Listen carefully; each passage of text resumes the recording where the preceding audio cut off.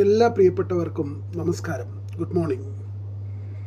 MyFM 99.7 നമ്മളാം പൂക്കാലത്തിൻ്റെ morning ടൈമിലേക്ക് നിങ്ങൾ ഓരോരുത്തരെയും സ്വാഗതം ചെയ്യുകയാണ്. ഇന്ന് മെയ് 27, 2025, ഇടവം 13, ചൊവ്വാഴ്ച.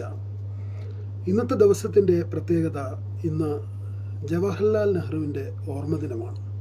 അതോടൊപ്പം തന്നെ ഇന്ന് മാധ്യമങ്ങളിൽ നിറയുന്ന ഏറ്റവും പ്രധാനപ്പെട്ട വാർത്ത നിലമ്പൂർ ഉപതെരഞ്ഞെടുപ്പിനെ കുറിച്ചിട്ടുള്ള വാർത്തകളാണ്. അതോടൊപ്പം തന്നെ കരുവന്നൂരിലെ ബാങ്ക് തട്ടിപ്പ് കേസുമായി ബന്ധപ്പെട്ട് ED ഫയൽ ചെയ്തിരിക്കുന്ന കേസുകളെ കുറിച്ചിട്ടുള്ള വാർത്തകളും ഇന്നത്തെ മാധ്യമങ്ങളിൽ നിറയുന്നുണ്ട്.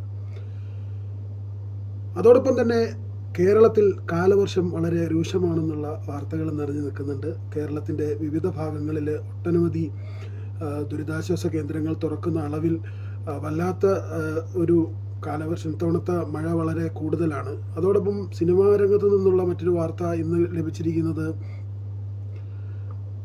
നിവിൻ പോളിയെ അനുകൂലിച്ചുകൊണ്ട് പോസ്റ്റിട്ട തൻ്റെ മാനേജറെ ഉണ്ണി മുകുന്ദൻ മർദ്ദിച്ചു എന്നുള്ള വാർത്തയാണ്.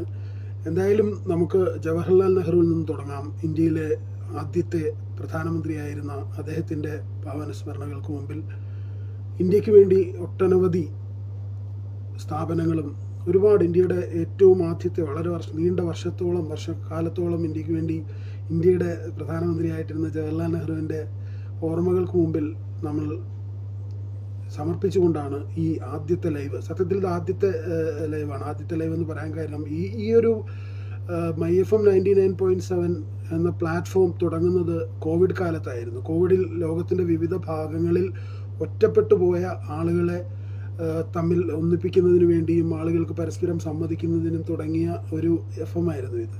അന്ന് ഒരുപാട് പേര് ലോകത്തിൻ്റെ വിവിധ ഭാഗങ്ങളിലിരുന്ന് ഇതിൽ ലൈവിൽ പങ്കെടുക്കുകയും അന്ന് വളരെ സജീവമായി തന്നെ അന്ന് ലൈവിൽ പങ്കെടുത്ത ഒട്ടനവധി വീട്ടമ്മമാരും സാധാരണക്കാരായിട്ടുള്ള ആളുകളും ഇതിലൂടെ തന്നെ ലൈവുകളിലേക്ക് വന്ന് ശ്രദ്ധേയരായിട്ടുള്ള ആളുകളും ഒക്കെ തന്നെയുണ്ട്.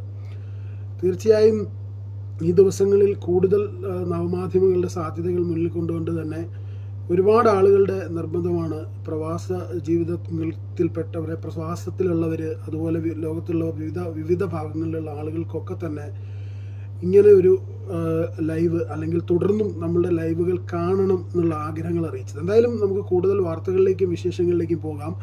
ആര്യാടൻ ഷൗക്കത്തിനെയാണ് UDF സ്ഥാനാർത്ഥിയായി പ്രഖ്യാപിച്ചിട്ടുള്ളത്. അതുപോലെ തന്നെ LDFൻ്റെ ചർച്ചകൾ നടക്കുന്നുണ്ട്, BJPയുടെ ചർച്ചകൾ നടക്കുന്നുണ്ട്. ഇന്ന് തന്നെ LDF നിലമ്പൂർ ഉപതെരഞ്ഞെടുപ്പിൻ്റെ സ്ഥാനാർത്ഥിയെ പ്രഖ്യാപിക്കുമെന്ന് നമുക്ക് വിചാരിക്കാം.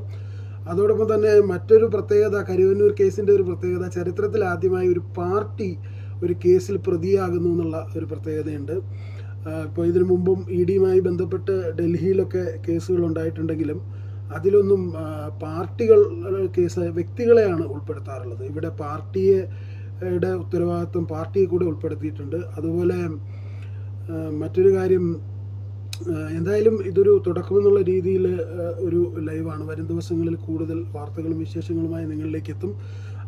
ആദ്യം പറഞ്ഞ ഒരു വാർത്തയെക്കുറിച്ച് കൂടുതലായി വിശദീകരിക്കാം. വിപിൻ കുമാർ എന്ന ഡ്രൈവർ, ഉണ്ണി മുകുന്ദൻ്റെ ഡ്രൈവർ, അദ്ദേഹത്തെ വിപിൻ കുമാറിനെ മർദ്ദിച്ചു എന്നുള്ളൊരു കേസ് അദ്ദേഹം കൊടുത്തിരുന്നു. കാരണം നരിവേട്ട എന്നൊരു ചിത്രം, മുത്തങ്ങ സംഭവത്തെ അധികരിച്ചുകൊണ്ട് നരിവേട്ട എന്നൊരു ചിത്രം ഇപ്പോൾ തിയേറ്ററുകളിൽ ഓടിക്കൊണ്ടിരിക്കുന്നുണ്ട്.